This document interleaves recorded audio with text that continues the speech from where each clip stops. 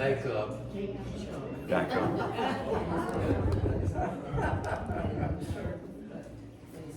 Yeah, that is. I can trim it too. I just, it's okay. I don't want to catch people's facial expressions. They don't. I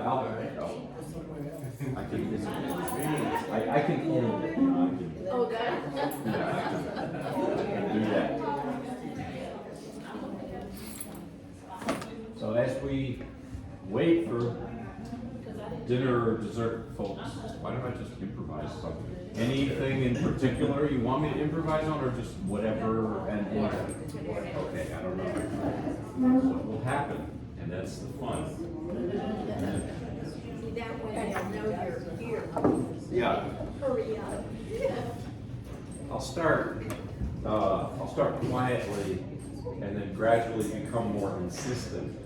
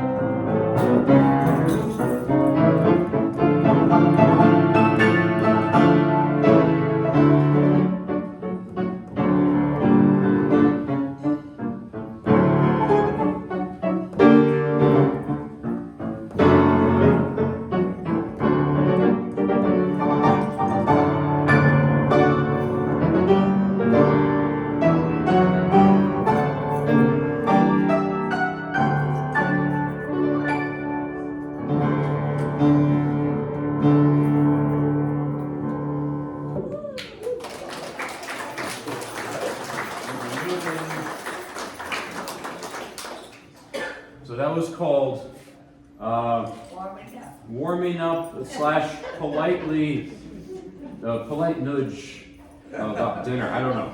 So why did that end up sounding like a little bit like some Liszt and Wagner? I don't know why, but that's just what came out today. It's just what it is. I don't know. So today yesterday was Christmas, and it's a bit of a shift for me because in the days leading up to Christmas, I was playing all this Christmas music. And now I can't really. I mean, I guess you could, but depending on, how you look at it. But it reminds me of my Russian piano teacher who once in Texas, he said, I'm going to give lessons on December 25th. And people said, but it's Christmas. And he said in his strong Russian accent, it's not real Christmas. Russian Christmas is in January.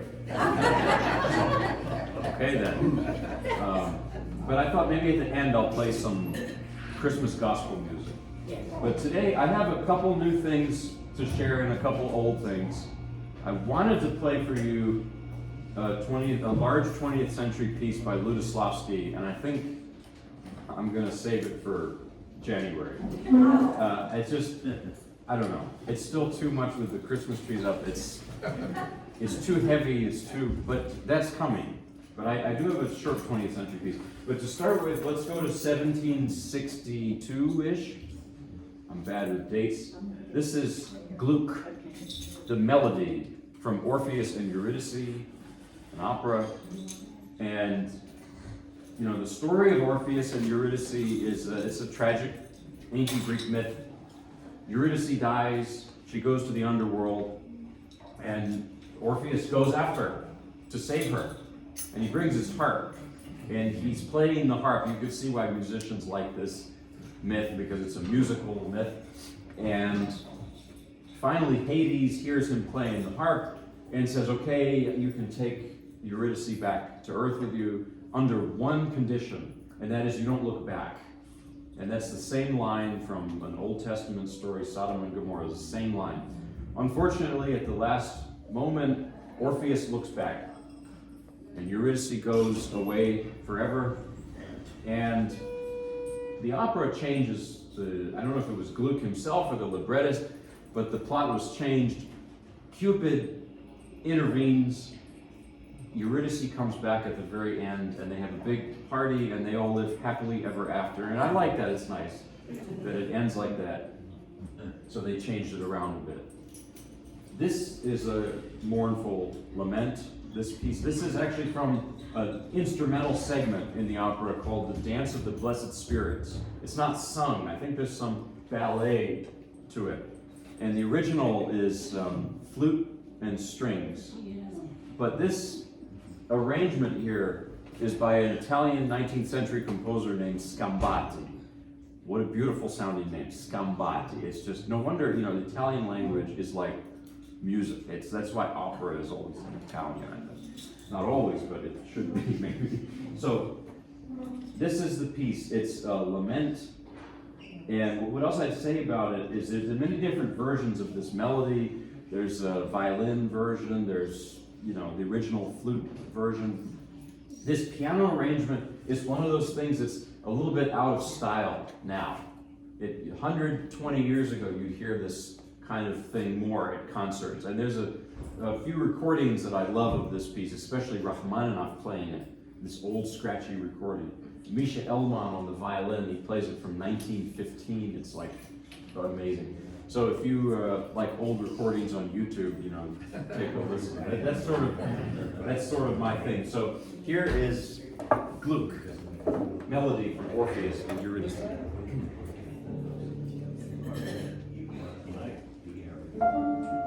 Yeah, let me do something like that.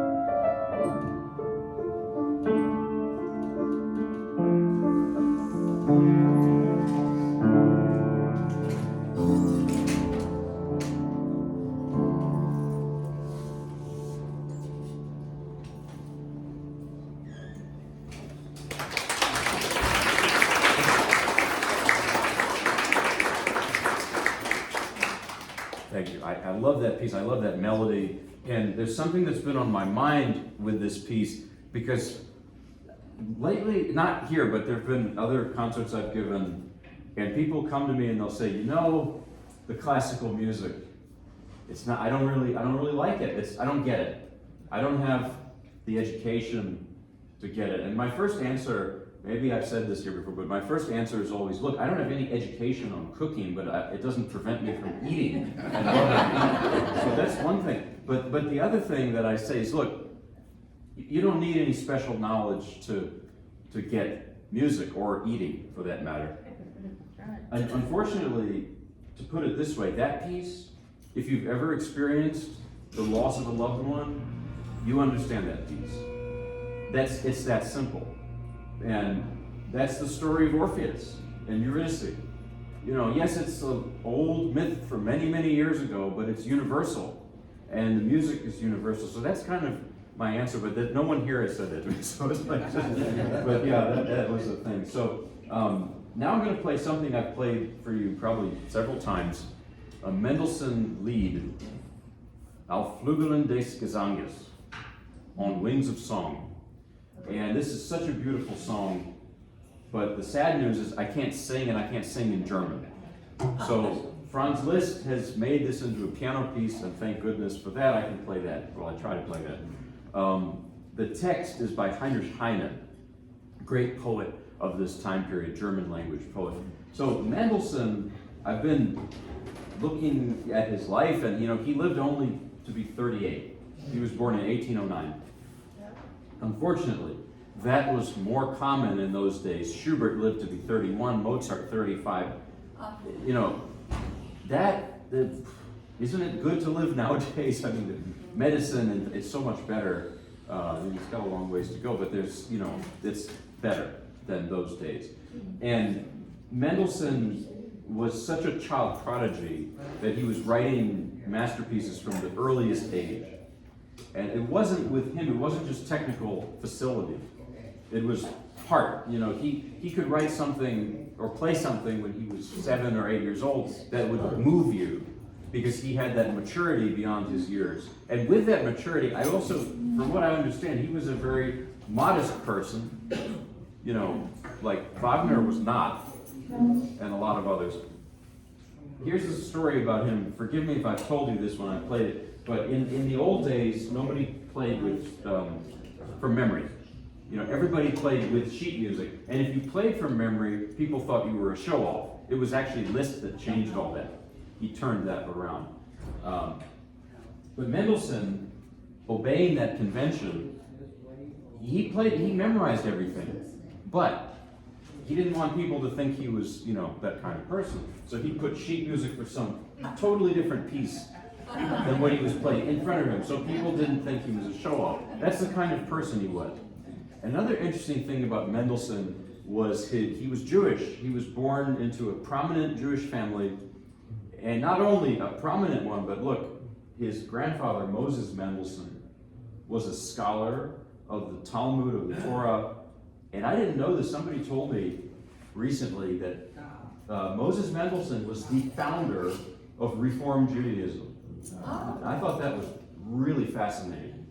So, on the other hand, as a musician, Mendelssohn faced anti-Semitism at this time, and he ended up leaving Judaism and converted. And so that's just, for many, that was a sad story for many in that time, especially in that time period. But anyway, here's Mendelssohn, arranged by Liszt, on Wings of Song.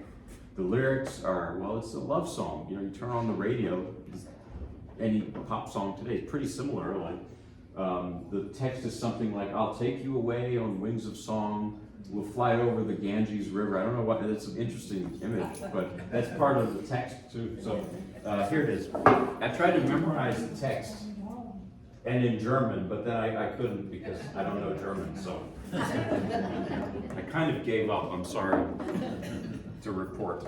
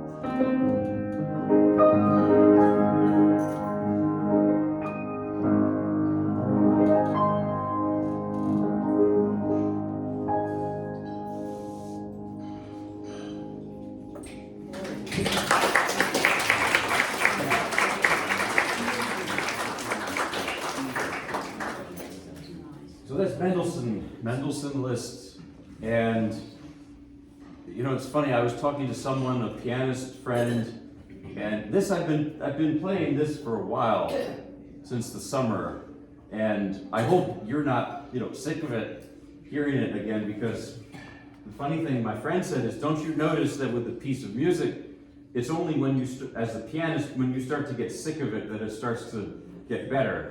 You know, it's a trade-off. Like, you know, it's exciting to play something new, but it also needs that time to marinate. So now I'm going to play something newish for me, speaking of new, that has really not marinated, but I've been working my way through the 12, I almost was going to say the 12 days of Christmas, but it's the 12 Paganini studies of Schumann, and I've been playing you these pieces, you know, in segments, like as I've learned them. And so 12 studies based on Paganini's caprices. Paganini wrote 24 caprices. Why did Schumann do only half? I don't really know. Maybe he started it and didn't finish it, but that's just, he did 12. And this is number 10, so we're getting closer to the end of this, and I don't know what I'm going to do with myself when I'm done with this. Find something, another big project to keep myself out of trouble. But each of these pieces, there's a progression, there's an evolution, that the first several, clearly he's trying to be close to what Paganini wrote for the violin as much as possible. But then towards this, like this piece, I don't hear Paganini at all. Yes, Paganini's original notes are there, but I hear Schumann, 99.9% Schumann. And so, you know, I've told you Paganini was this rock star-like controversial figure at the turn of the, you know, 18th, early 19th centuries. But I'll tell you a bit more about Schumann today, because this piece is so Schumann. You know, he had bipolar disorder, and they did not have the understanding of it or the treatment for it that they have now. So as a result, you know, his life was very difficult. And his music, I think it reflects it. You know, for one thing, his form is different from, say, Beethoven or Chopin or such. He doesn't stick with one idea for long, usually. He'll have, you know, a fragment of something, and then boom, splice, something new. Like in this piece, you start with something very mournful. And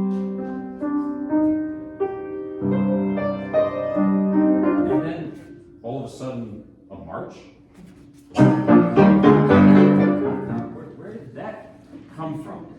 But that's the point with Schumann, is that these quick changes of mood, like there's one pianist who criticized this part of Schumann. He said Schumann's music sometimes is like shish kebab.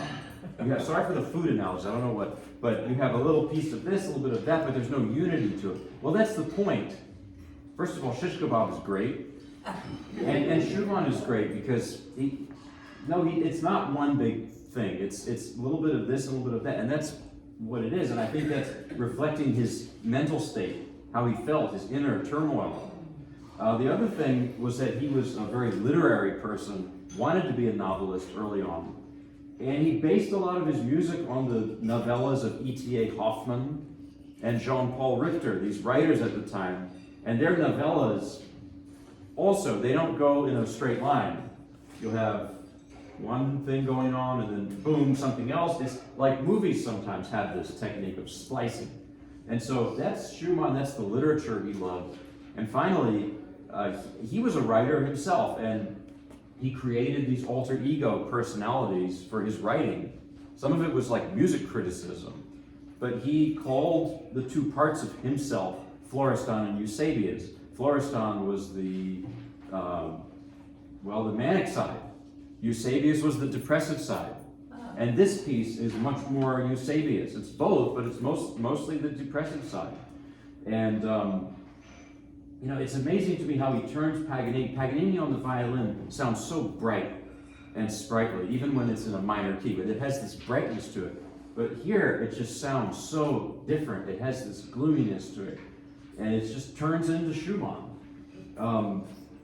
By the way, in his writings, Paganini was also a character, and Chopin, and he used all these really fascinating guys, Schumann, troubled and fascinating. So here is the piece. This is the 10 of 12 Paganini studies of Robert Schumann.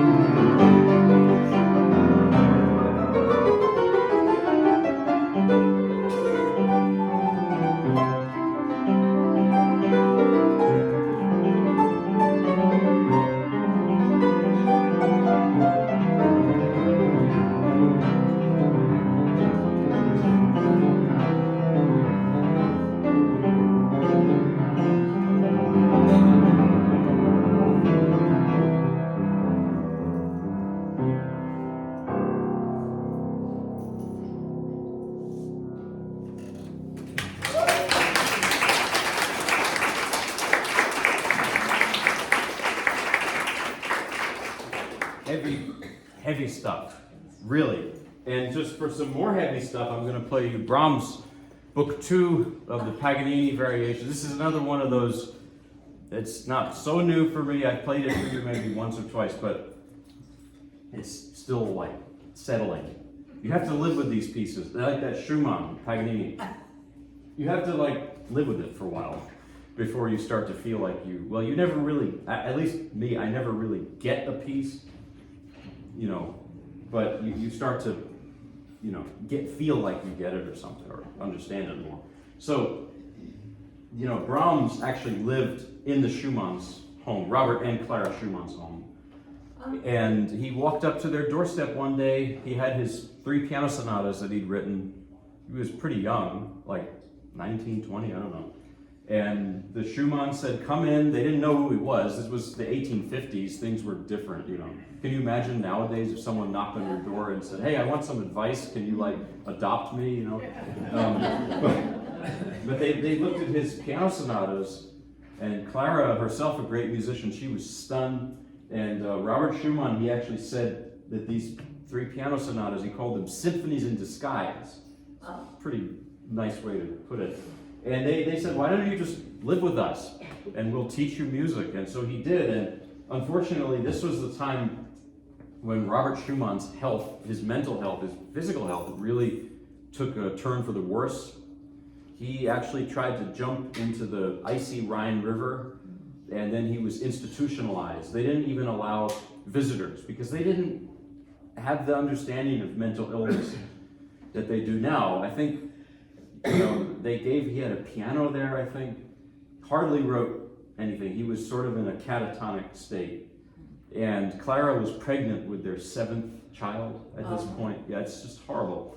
And I read that finally, at one point, Clara went to visit him. And that was it. Then he died. He was like 47 or 48 years old, Schumann. And Brahms was assisting the family at this time.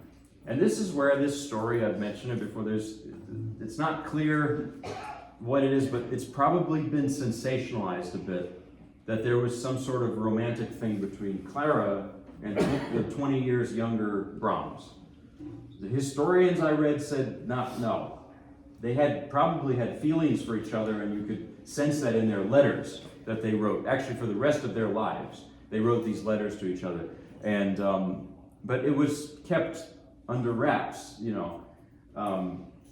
And that's most likely what happened. Yes, there's a movie from the late 40s with Katharine Hepburn playing Clara Schumann. What a great actress she is, but that's not probably what happened in reality. The Hollywood version is better for a movie, but so that's kind of the story with the relationship between Brahms and Clara. It's not clear, but it's a famous subject or motif in music history, Brahms and Clara, you know. But I don't know, you feel it in his music. You feel something repressed or unrequited in his music. I think that's a key ingredient to what his music is or who he was. That maybe it's because he was from Hamburg, and apparently the culture of Hamburg is that you don't wear your heart on your sleeve. But I think it's that. I think it's also his feelings towards Clara.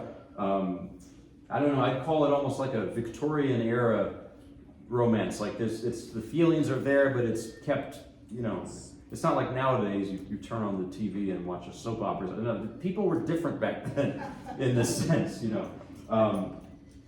Anyway, so the Brahms, you know, he took Paganini's 24th Caprice, which incidentally Schumann did not arrange as far as I know, and did these variations, obsessively did these variations. He wrote a whole book one of them. I've played you that before. And that is just wild. And then he wrote a whole book two. I'm going to play you book two today. I don't know, like he was OCD or something with this melody. He just kept churning. It's amazing. But Brahms originally wanted these to just be exercises. You know, he wrote a lot of exercises, and I play them. They're really good for the fingers, but they're beautiful. Like here's a Brahms exercise. I did it this morning. You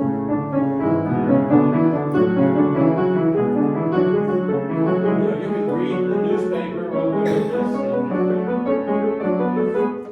but it's you know, technically good. But he was thinking to do these Paganini studies in that vein. Just you wouldn't perform that. It's an exercise. It's kind of repetitive. It's beautiful, but it's repetitive. But he noticed that musically they were interesting, so he turned them into this set of variations, which is great, but it's also sort of a disaster sometimes for the performer because they are incredibly awkward, sadistic exercises for the fingers. So that's just part of it. But book two is more subtle than book one. It's more introverted. And I don't know, like how is this connected to the Paganini theme? You tell me, because I don't really know.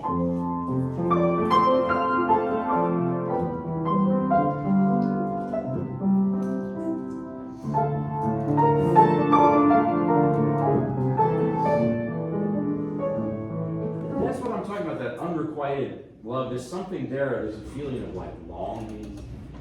If I had to make that the music for a movie, it would be, which I would never do because that's not what I do, but it would be like late fall and the dead leaves are all swirling around in the wind and this, I don't know, like, it was 7 months since I saw Clara, you know. I don't know, that was not a good narration, but something like that. It just has that feeling to it. Here's another one.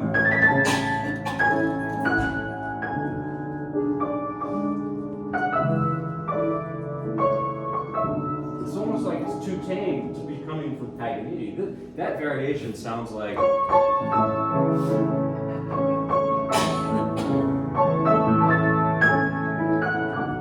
could be, but there's fire in there too, of course, because ultimately when composers try to, you know, channel Paganini, it's got to be fire and virtuosity, and that's just part of the deal. So here is the second book. Brahms Paganini variations. So.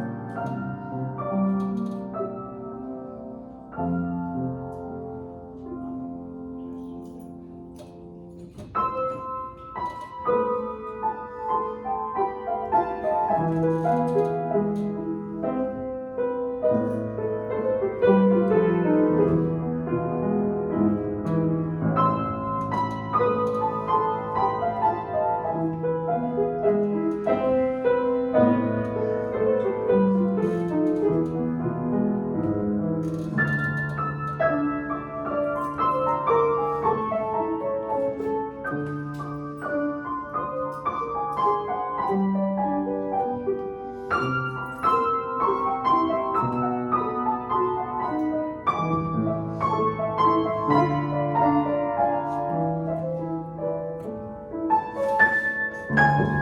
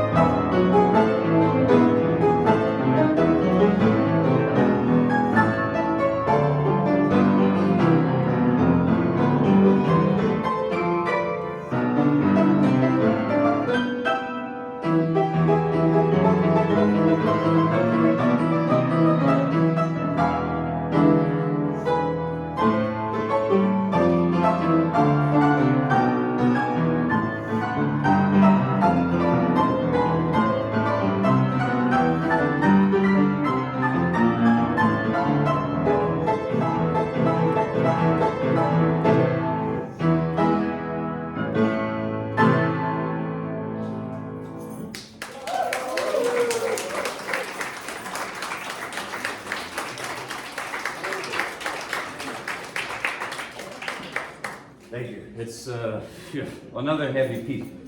I'm going to play you a very, very short piece, a couple short pieces, and then some Christmas gospel to close. It's still okay, right? 26. So, yeah, right. It's boxing. So this is a piece that I learned very recently, and it's by Daniel Ericor. I'm sure that name rings a bell for some people here, because this is, after all, we're in Greensboro. Daniel Ericor was born in Paris, I think in either 1899 or 1900. He was friends with Claude Debussy, Maurice Ravel, many others, and he ended up moving to, of all places, guess where? Greensboro, North Carolina. Yeah, and he taught at UNCG, and I have been in contact with his widow, Jane Ericor, who herself is a great pianist and a wonderful person. She lives right here in town, and we've talked a lot. Actually, I have a funny story about a gift I got for Jane. I was trying to find out a few weeks ago what would be a good gift to get for Jane for the holidays, upcoming holidays, and she told me, I don't really like sweets. I said, well, come on, you sure? Of course you like some sweets, and everybody does. She said, okay, fine.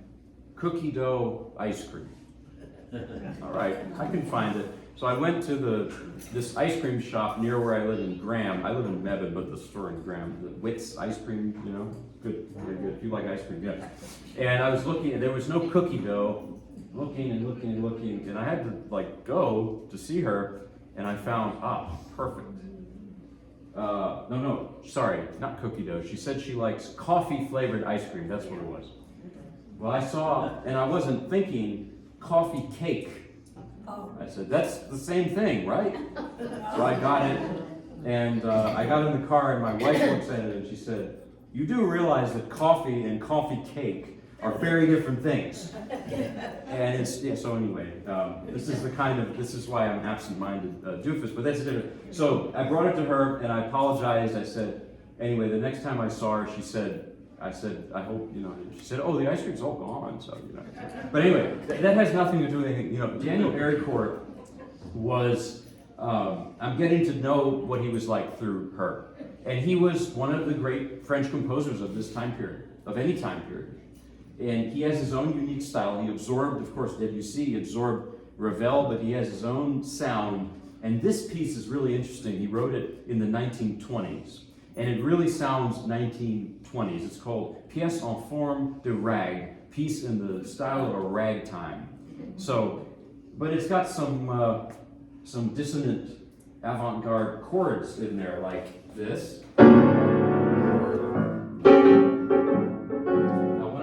Slavsky next time, you know, this is a good introduction to that, you know, because it's mild, it's light, L-I-T-E version of avant-garde 20th century music.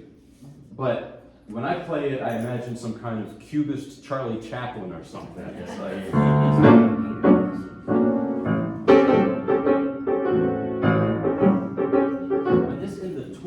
mixing jazz or ragtime with classical, this was a popular thing. Look, Gershwin did it, Ravel did it. So anyway, yeah, Daniel Erricourt. This piece, it's got a great sense of humor, and that's something, there's not a lot of classical music that has that, but this, I think it definitely does.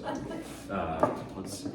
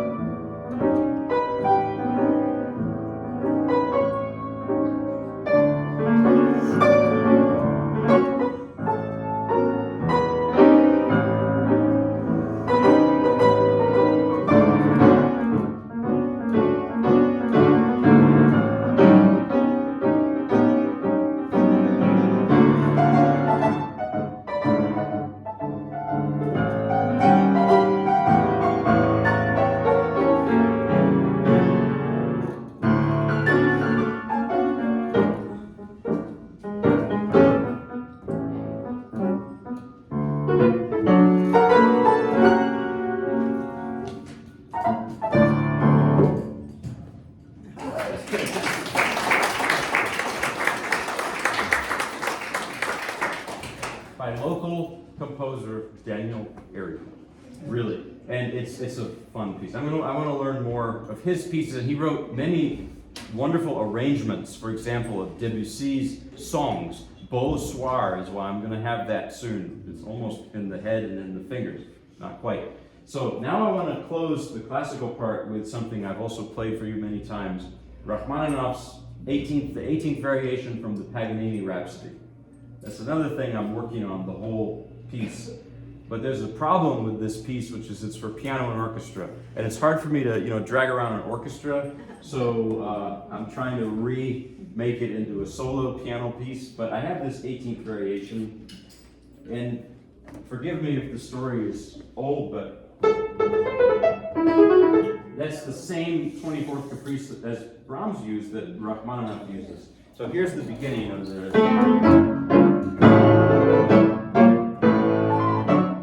And then, of course, it's the same thing. Most of the piece is based on that. But in the 18th variation, he does something extraordinary. He flips it, he inverts it. So if you take and you turn it upside down, you get... This is a different melody, and that's a famous melody. But that's really brilliant how he did that. He just turned the sheet music upside down, and then you get that. Have you ever seen the movie Somewhere in Time? A lot of people have been telling me to see it because that music, it just shows up there a lot. And I was reluctant to see it because I read Roger Ebert's review of it. He was great movie critic, and he absolutely hated it. And I thought, well, okay, I'll watch it anyway, and I really enjoyed that movie. I'm sorry, Everett, but I really enjoyed it. And maybe the love story thing is a little hard to believe, but to me, the point of the movie is the fascination, the obsession with the past. Having nostalgia for the past, even in the case of that movie, for a past that he didn't even live in, the main character. But I think it was historically wrong to use this piece there because the movie's 1912. He goes back to 1912 to meet this actress, you know. And they used this piece, but Rachmaninoff wrote this in the 1930s, so hey, you know. But it doesn't matter because Rachmaninoff, when he wrote this, it was towards the end of his life. And he had been out of Russia for many years. And he was so overwhelmed with nostalgia. I mean, that's what this is. There's that novel by Thomas Wolfe from Asheville, North Carolina, You Can't Go Home Again. And there's another one, Look Homeward, Angel, which is about this subject. The protagonist, he goes away from his hometown and then he comes back and everything is different. Well, that's what it is. Rachmaninoff has a quote from one of his letters to someone. He said, and I'm totally misquoting, he said, I feel like I'm an alien in this world now, or something, you know, something to that effect. And yes, because in some ways Rachmaninoff was not only deeply Russian, he was sort of a 19th century soul, born in 1873. And he loved America. He picked up jazz. He loved jazz and ragtime, I'm sure. But this piece is like a reflection of his young years. This is like a flashback, like in that movie. If you haven't seen it, I think it's still free on YouTube. You know, so, hey, you have to put up with ads, but it's okay. You know, it's free. Okay, here is Rachmaninoff, 18th variation from the Paganini Rhapsody.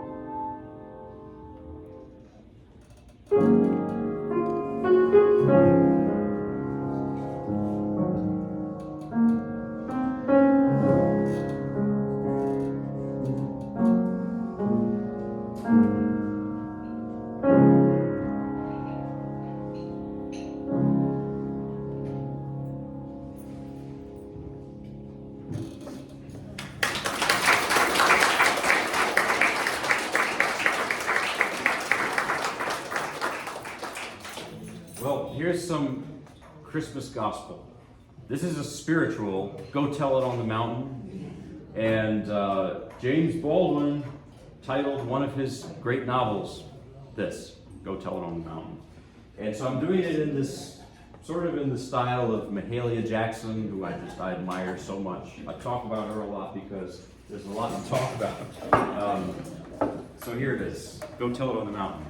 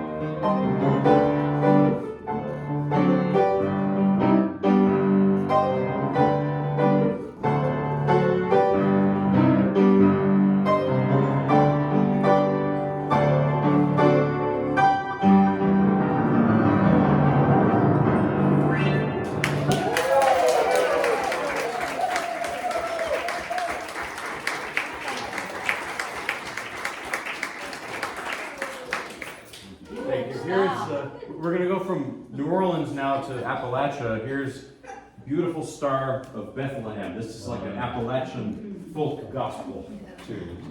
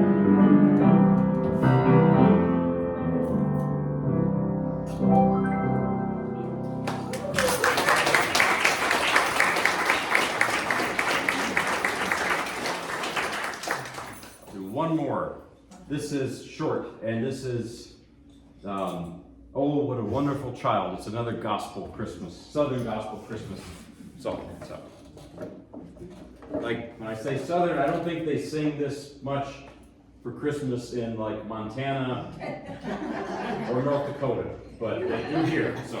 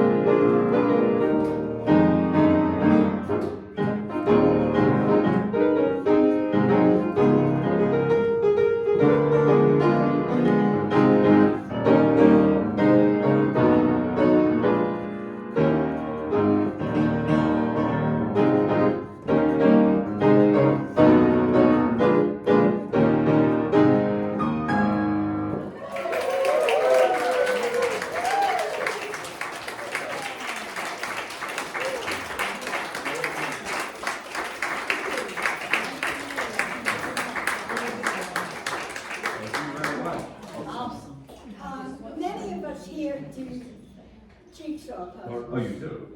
I mean, Uh-huh. here.